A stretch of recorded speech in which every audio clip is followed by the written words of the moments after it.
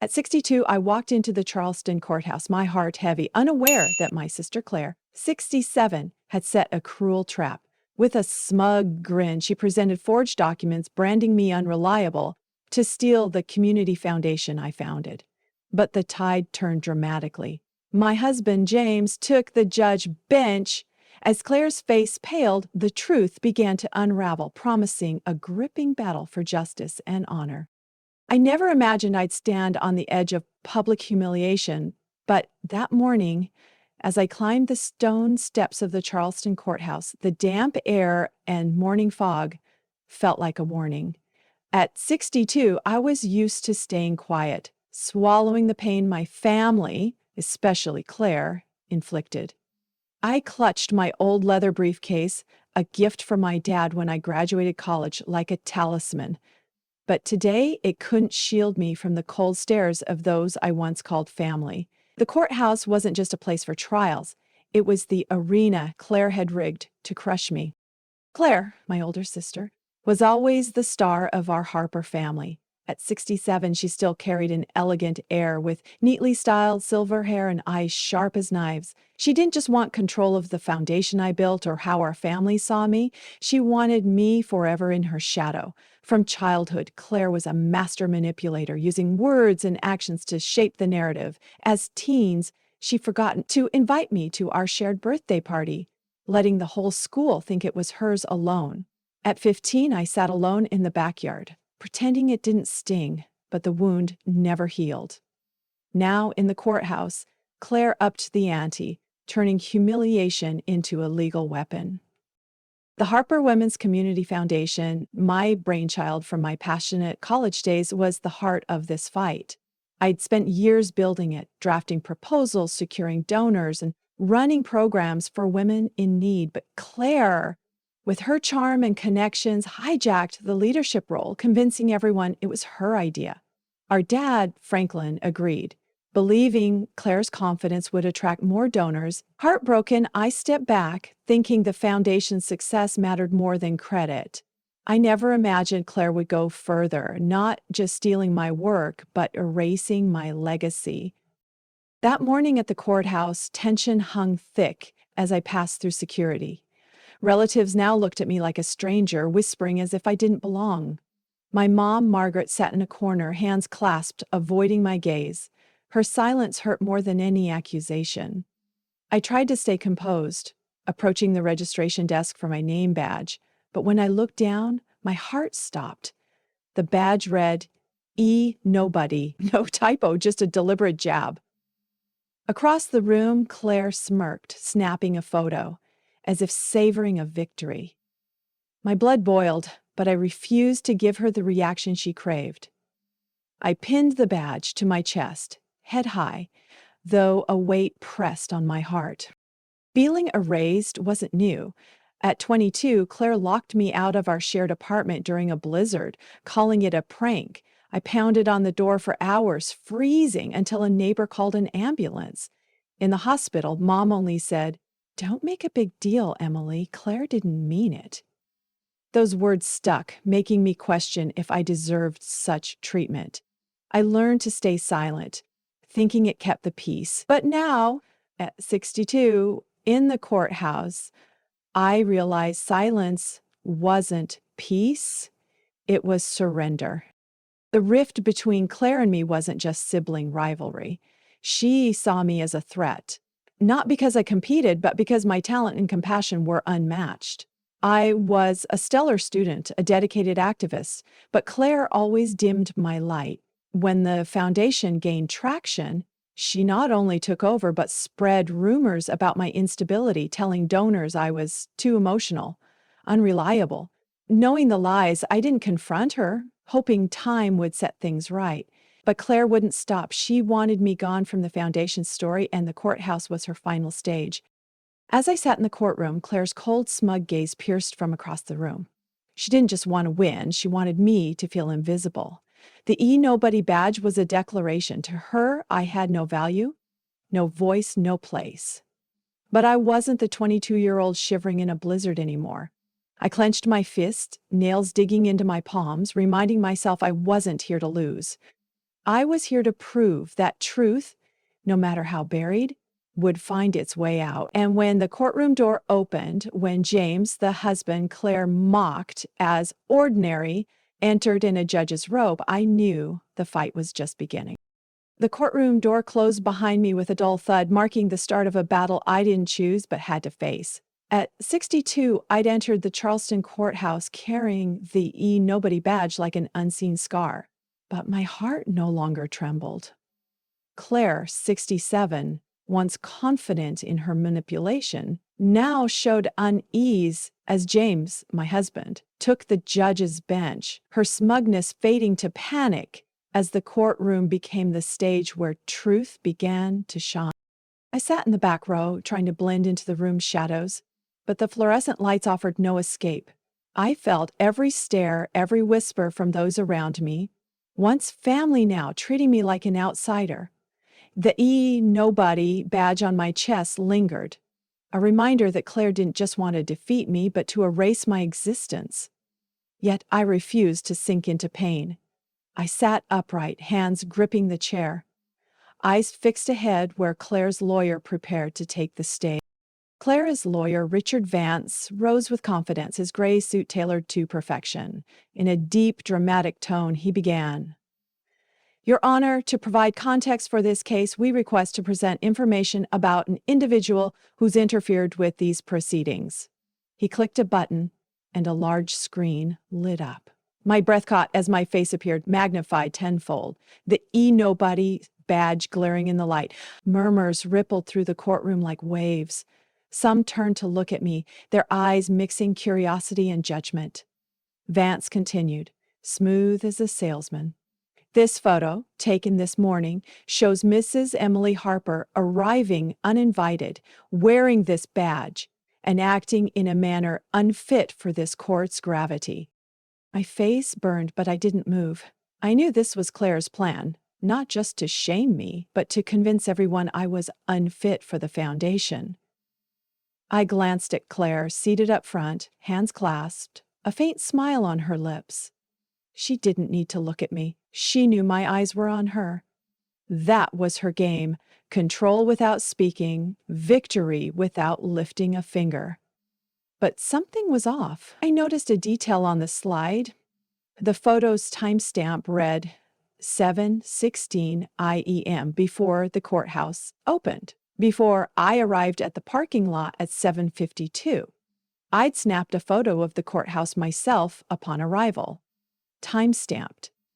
This meant Claire or someone in her circle had faked the photo's metadata. This wasn't just humiliation, it was a setup. Before I could process further, a sudden aha moment silenced the room.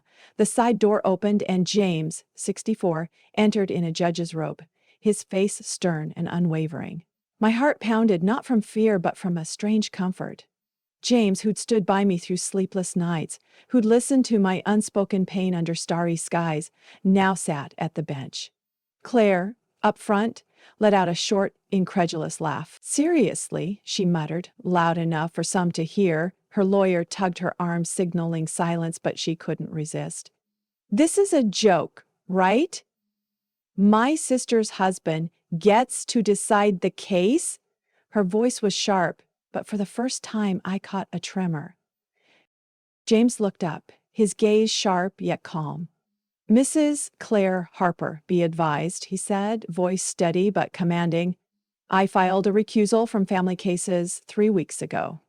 My presence today is procedural, confirmed by the clerk's office. Shall we proceed? Claire shrank back, lips pursed, her usual confidence wavering. I, in the back, didn't smile or react. I knew James wasn't here to favor me. He was here for justice. But his presence, calm and authoritative, reminded me that Claire didn't control everything she thought she did.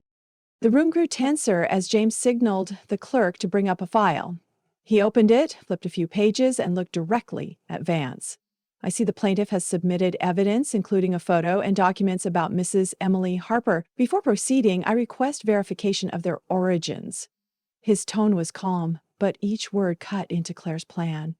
Vance faltered, glancing at Claire, who looked down, avoiding his eyes. I, still composed, felt a spark of hope.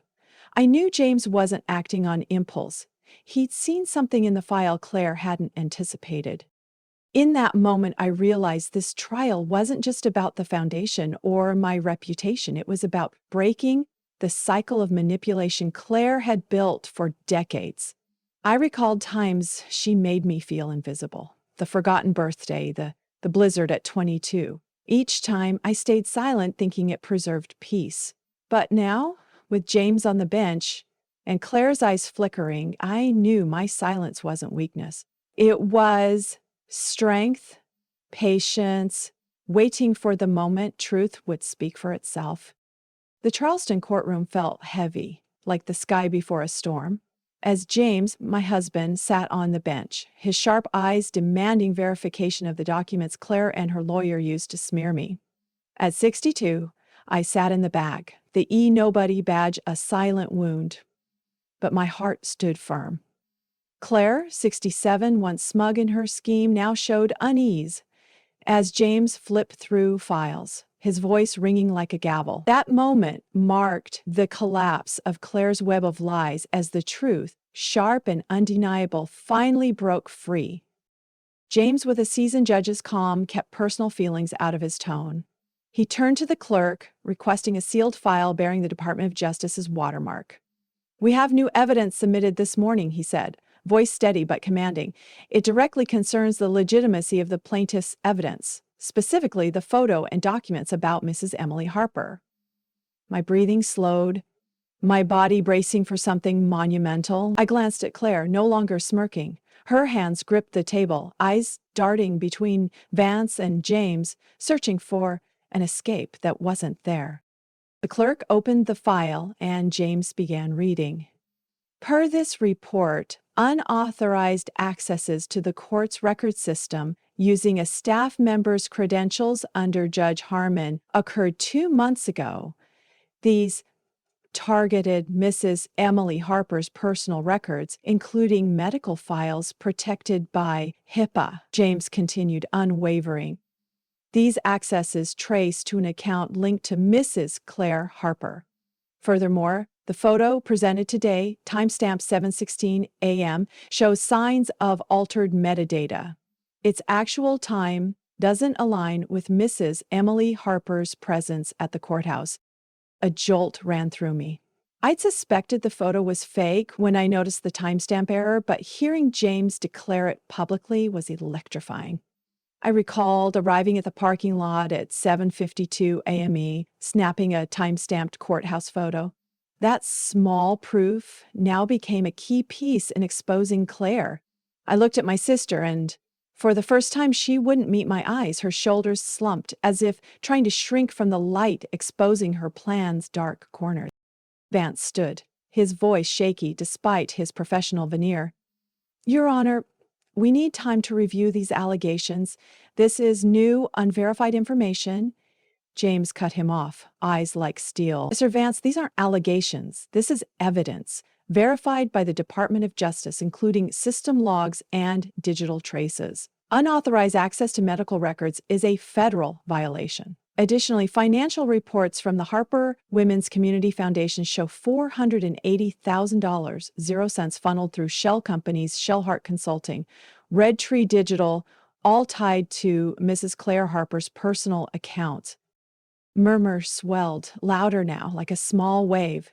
Some turned to Claire, their eyes mixing shock and judgment. She opened her mouth, but no words came. She looked to Vance for rescue, but he only bowed his head, rubbing his brow, realizing the case was slipping away. James pressed on, voice calm, but each word a hammer. These transactions occurred when the foundation was frozen, with Mrs. Emily Harper's share used as collateral for Mrs. Claire Harper's personal debts without her consent. I sat still, hands clutching the chair, but inside clarity bloomed. Not joy, but validation. For years, I'd wondered if I had exaggerated Claire's wrongs, if I'd truly been mistreated. Now, with numbers, timestamps, and files laid bare, I knew I wasn't wrong. Claire hadn't just stolen my credit. She'd embezzled funds, faked records, and smeared me to cover it up. The truth, as James presented, needed no drama. It only needed to be spoken, and it was strong enough to topple Claire's empire of lies. Claire finally spoke, her voice sharp but trembling. This is slander. I've worked for this foundation for decades. I don't need to stand here and hear lies from someone like him. She pointed at James, but her eyes flicked to me, still trying to drag me down. James didn't flinch. He met her gaze, calm but firm. Mrs. Harper, courts rely on evidence, not emotions. The evidence shows a pattern of systematic manipulation, including illegal record access and financial misconduct. This matter will be referred to the Department of Justice for further investigation. The room fell silent again, a heavy silence, as if awaiting an explosion. Claire sat, hands shaking, eyes lost. Vance whispered to her, but she didn't respond. She stared at the table, as if realizing she'd lost control of the narrative. I, in the back, didn't smile or move. I breathed deeply, feeling the weight of years of suppression begin to lift. James, without looking at me, had done what I needed most, let the truth speak. And as his gavel tapped, pausing the trial, I knew Claire's veil of lies had been torn, and justice's light was piercing shadows I thought would stay dark forever. When James's gavel tapped, pausing the Charleston trial, the courtroom air seemed to lighten, as if the unveiled truth had cleared some of the heavy cloud of deceit. I, at 62, sat in the back, my heartbeat slowing after tense moments. Claire, my 67-year-old sister, lost her smugness as James exposed her embezzlement and record tampering before the court. The truth had won. But for me, this wasn't about gloating. It was the start of a healing journey, learning to let go of the invisible stones weighing my heart and rediscovering myself in the light of a fresh start. In the days after the trial, I returned to the Harper Women's Community Foundation, where I'd poured my sweat and soul. The court ordered full restitution of embezzled funds, Claire's shell companies were shut down, and fraudulent contracts canceled. As I stepped into the newly renovated building, the smell of fresh paint and wood greeted me like a welcome. The walls, now a soft dove gray, stood bare, awaiting artwork and stories from the girls who'd soon fill the space. I walked slowly through the halls, fingers brushing door frames, window ledges, and the bulletin board in the common room. Each step reaffirmed my ownership, not just on paper, but in my heart. For the first time in years, I didn't need to look over my shoulder for lurking shadows. I paused in a small room where morning light slipped through the window, casting golden streaks on the wood floor. There, I recalled long nights alone, questioning if I deserved the treatment Claire and my family gave me. Memories of the blizzard at 22 when Claire locked me out, or the forgotten birthday party had made me feel invisible. But now, in this space, I realized those hurts didn't define me. They were stones I'd carried, but I could set them down. I smiled faintly, not for defeating Claire, but for learning to forgive myself for ever believing I wasn't enough. One early morning, as the sun peeked over the horizon, I arrived at the community center before the staff. I wanted to feel the place in its quiet before laughter and voices filled it. Stepping into the art room, I found a small group of young girls, guided by a new volunteer, Lily, a 20-year-old with bright eyes behind thick glasses. At the table's end, an 8-year-old girl worked intently with red paper. As I approached, she looked up, offered a shy smile, and held out something that stopped my heart. A paper crane, carefully folded, wings slightly uneven but proud. "Keep this, okay?" she said, voice small but sincere. "I make them when I'm happy. Maybe you need one." I took the crane, still warm from her hands. My eyes stung, not from sadness, but from warmth spreading through my chest. Years ago, as a teen, I'd folded a similar crane for Claire after her debate win, thinking it a sisterly gesture. She laughed, crumpled it, saying I always did weird things nobody wanted. Now, holding this crane, I saw it wasn't just an object. It was a symbol of healing, of beauty, given freely without mockery. I smiled at the girl, voice soft. "Thank you. I think I do need it." She beamed, returning to her paper as if the gift was the most natural thing. I stood, clutching the crane, its warmth spreading through my fingers. I stepped into the hall, morning sun streaming through windows, bathing me in golden light. For the first time in years, I felt no need to explain or justify myself, to Claire, my family, or myself. I thought of Claire, who never apologized, never admitted her wrongs. A week earlier, she held a brief press conference announcing a step back to reflect, blaming misunderstandings and changing culture. I didn't respond. I didn't need to. My silence was no longer endurance, it was freedom. I returned to the art room where Lily helped the girls hang paintings. I watched, crane in hand. I thought of James, who visited once after the trial. He brought no flowers or promises, just stood beside me as staff prepped art tables. When he asked, "Want me to stay?" I replied, "I need to see who I am without someone saving me." He nodded, touched my shoulder briefly, and left. I knew he understood, and that respect was a gift greater than any comfort. As sunlight flooded the room, I felt a relief I'd never known. The tiny crane was a reminder that healing didn't need to be loud or dramatic. It could be quiet, like a child's gift, like light finding the darkest corners. At 62, I hadn't just restored the foundation, I'd restored myself piece by piece, breath by breath, step by step, on the journey I knew would lead to brighter days. Morning sunlight flooded the foundation's art room where I, at 62, stood holding a warm paper crane from a young volunteer. After the Charleston trial, where truth exposed Claire's lies, I not only reclaimed the foundation, but rediscovered myself. I stepped outside, golden light washing over my face as if erasing years of heaviness. The crane in my hand, small but meaningful, symbolized healing, quiet, unassuming, and profound.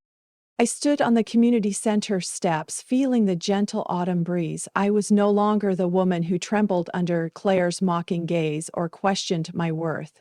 At 62, I learned justice wasn't about shouting or revenge, but about patience, letting truth speak. Claire, unapologetic, faded into the past. I didn't need her admission. I had the sun, the crane, and a thriving community center reborn under my care. I looked at the crane, its uneven wings proud, and smiled. It reminded me that healing could be subtle, like a child offering kindness without agenda. I once thought defeating Claire would make me whole, but now I knew. I was whole because I chose to rise, unburdened by past stones. I tucked the crane in my pocket, walking into the sunlight, feeling the freedom I'd given myself. My journey carries a resounding message. Healing doesn't need to be an explosion. Sometimes it's a carefully folded paper crane, a steady step, or the moment you realize you're enough. I needed no one to define my worth. Not Claire, not family, not the past. At 62, I found my own light, brighter than any light that tried to dim me. My story ends not with a loud victory, but with quiet strength. I invite you to reflect. What have you overcome to find yourself? Share your story. In the sunlight, I walked on, carrying the crane and the belief that, at any age, you can begin again.